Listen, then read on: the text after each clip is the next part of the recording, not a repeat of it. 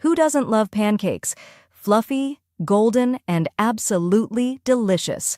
Whether it's breakfast, brunch, or just a quick snack, pancakes are always a winner.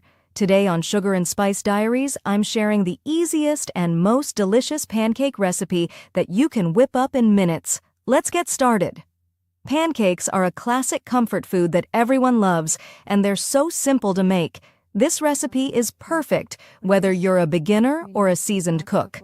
Plus, I'll share a few tips to make sure your pancakes turn out light, fluffy, and irresistible every time. 1 egg, 1 teaspoon of baking powder,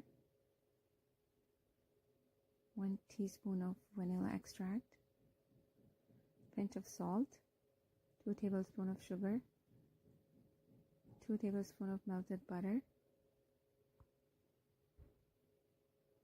130 ml milk. Now we're going to combine all the ingredients together until it becomes a smooth paste like this.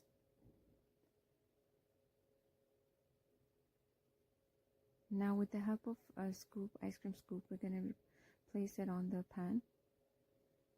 And there you have it. Perfect fluffy pancakes made from scratch.